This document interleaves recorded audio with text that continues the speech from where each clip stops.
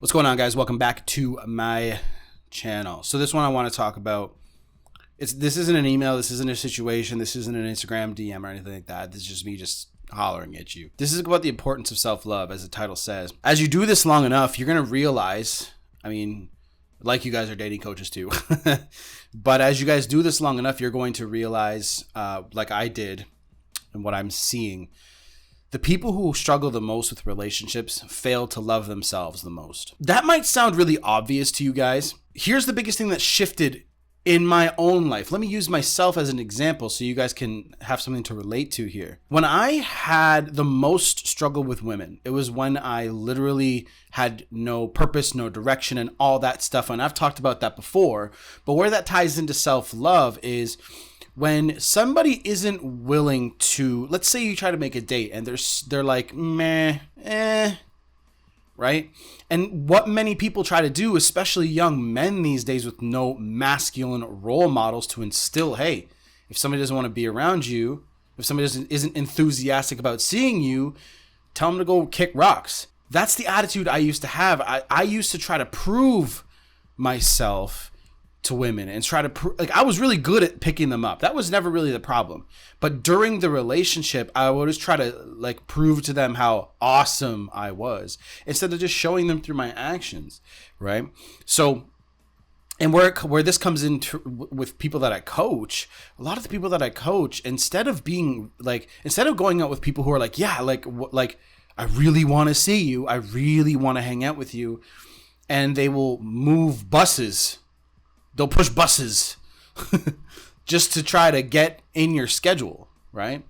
I don't know why I said that. That's just random. So they'll do that just to try to see you. They'll move mountains to see you. They'll try, they'll jump out their window late at night, and you get what I'm trying to fucking say here.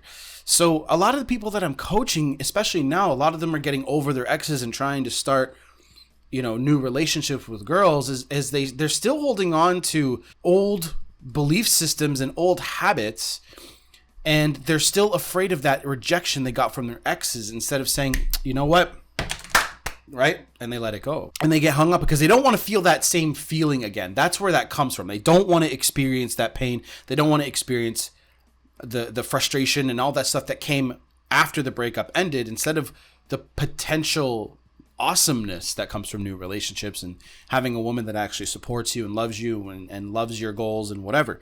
Meeting somebody that's got a really good head on the shoulders, that's single, that, blah, blah, blah, and all the things that fill up a hand is hard. Yes, it's hard. And fear and being alone is hard, right? But I would rather be alone and wait and potentially find a really, really good woman than be with somebody that's half-ass and not barely even into you. So I'm coaching a guy right now. The girl that he was seeing was fucking all over the place. Yes, she really liked him. And then out of nowhere, she'd be like, just disinterested. And then she'd come back and then go back and forth, all this ridiculous behavior. And I told him, dude, let it go. Right? And this all comes down to self-love. Everyone that I coach, every one of them, they're so afraid of pain. They're so afraid of heartbreak and being frustrated and all that stuff. And then when they go out with a new person and that person jerks them around, they're like, well, I would rather that than to push someone away because that's not what I'm, right? And that comes down to loving yourself, respecting yourself. So everyone, and here's the thing, I don't think I've coached anybody who had a really, really strong masculine father figure and a really good mother figure in their lives, who raised them in a way to be,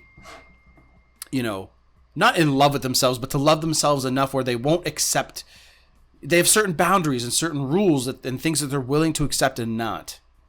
So when I'm trying to help these people, I'm trying to, and the biggest point that I'm trying to get to you guys is loving yourself is more important than any other advice than anyone else can give you. No dating coach can give you this. No, I don't even like to call myself a coach. I just I'm a mentor, I guess, right? And the reason why is when you love yourself, you're always going to accept and reject things that are aligned with that. See, and that's what changed with me. When I got older, I realized I'm on a path of entrepreneurship, which kind of puts you in a headspace of like kind of like a false superiority in a way, and it's not on purpose. It's just something that I realized, and it's not that I'm better than anybody else. It's just I'm realizing my worth. I'm realizing that I'm doing things that a lot of people don't do, which is an extraordinary thing. So I'm providing a lot of value every single day, and a lot of people don't. So when you start doing things like that, you're going to start realizing, okay, I'm worth more than I thought I was. And the reason why this sticks out so much is because when you start living that way, I'm not telling you guys to go be fucking entrepreneurs, but what I'm telling you is when you start acting in a specific way that sort of tells you and reinforces that you're awesome, you start to believe it. You start to actually feel like that. And I know it sounds kind of fucked up, but that's how it worked for me. And that's how I started changing my life. I started acting, okay, like, what can I do to help other people? What can I do to solve more problems in this area or that area and whatever. And when I started my YouTube channel, I was like, okay, Corey Wayne does this and Coach Craig Kenneth does this, and how can I do my shit better? And nobody can beat authenticity. And that's why I know a lot of you guys are fans of me, because you guys know deep down inside, if you're sitting in this room with me on that couch right there and we're chatting, having a beer or whatever, I'd give you the same fucking advice. I'd be like, dude, do it this way, right? And that's why I have my coaching program, and that's because I talk to them all the same way. So when it comes down to loving yourself, what I would do for step one for all of you guys, start doing something that you're uncomfortable with.